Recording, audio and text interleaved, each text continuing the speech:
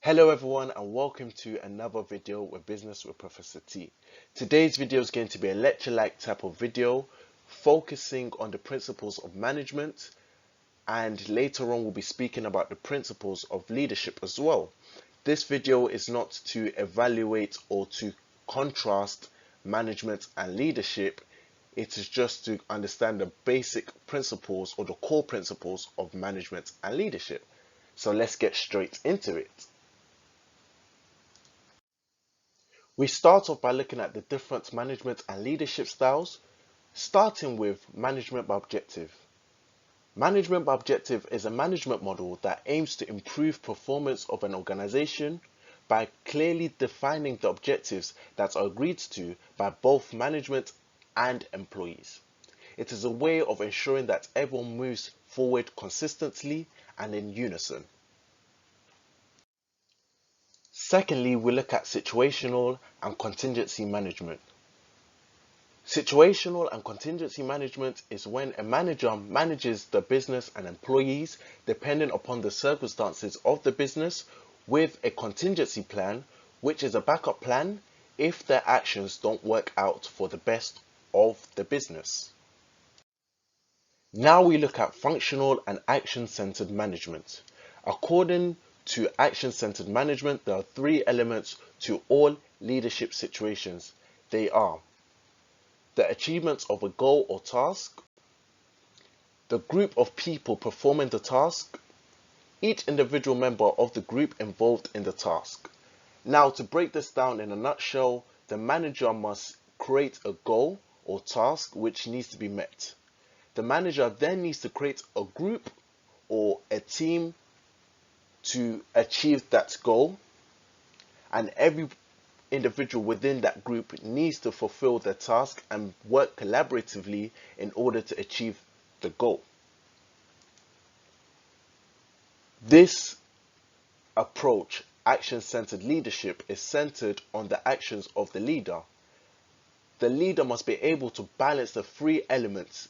An effective leader is one that can balance the three elements appropriately and correctly. The manager must be able to essentially manage the achievements of the goals or task, manage the group of people in ensuring that they're performing the task, and ensuring that everybody is taking an active role and is fulfilling their duties within the group. We now look at transformational and transactional management. Transactional leadership is a style of leadership in which leaders promote compliance by followers through both reward and punishment. In this context, followers mean employees.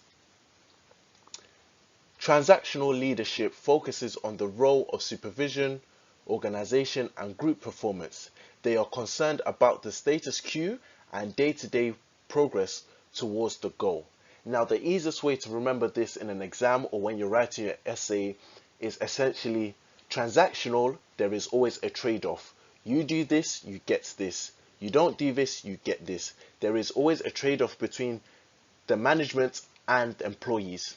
Transformational is a transformation. So in the sense of there is a process. And if you've watched Transformers, you see that they transform from a car to somewhat a human being. So if you follow that logic, it's very, very simple for you to get this in your exam. Transactional, there's a trade-off. Transformational, it is more of gradual process. We now look at the disadvantages and advantages of transformational and transactional leadership, starting with the benefits of transactional leadership. Transactional leadership motivates employees based on reward and punishment. This leadership style is effective in motivating employees and becoming productive and efficient members of the team. These are because of two reasons. One, achievable short-term goals. By making achievements more accessible in a short-term period, members of the team are more motivated to perform and at the same time be self-confident. Another benefit of transactional leadership is the structure.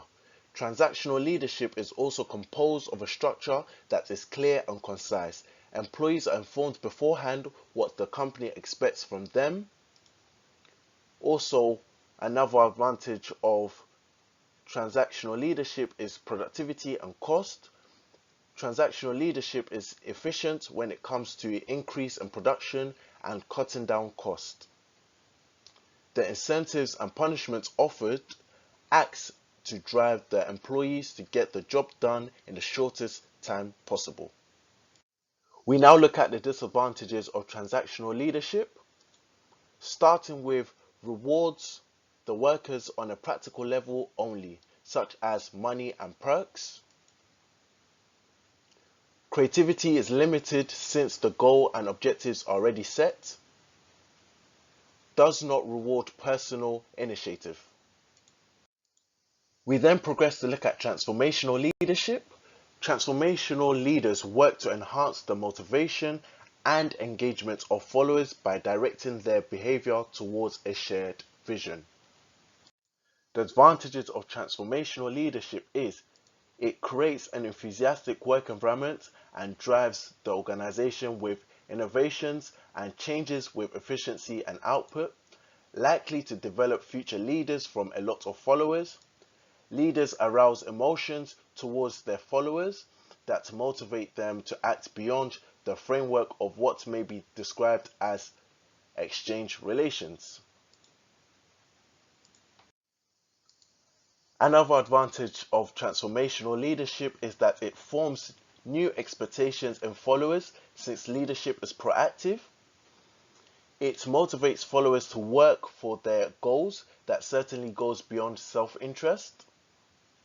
High productivity can be guaranteed in this kind of leadership theory.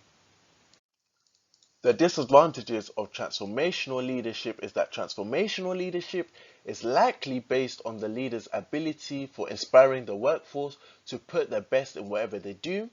Some leaders may not have such ability or force of character to enforce and achieve the desired outcome. Cost of training, upskilling, and development is also a disadvantage. We now look at the concept of leadership continuum for management behavior. Now, this shows the relationship between the level of freedom that a manager chooses to give to a team and the level of authority. Now, on the right hand side, you have free reign, where the manager permits subordinates to function within limits defined by superiors. So that's here. And then on the far right, we have the autocratic, where managers make decisions and announce them and everybody has to follow. And then in between, we have where there is more a discussion by managers and the subordinates and they come to a collaborative decision. Functions of management. Managers need to plan to implement strategies to achieve objectives and to execute large-scale operations. Managers need to organize teams, schedules, resources, budgets, and every other aspect of the operation.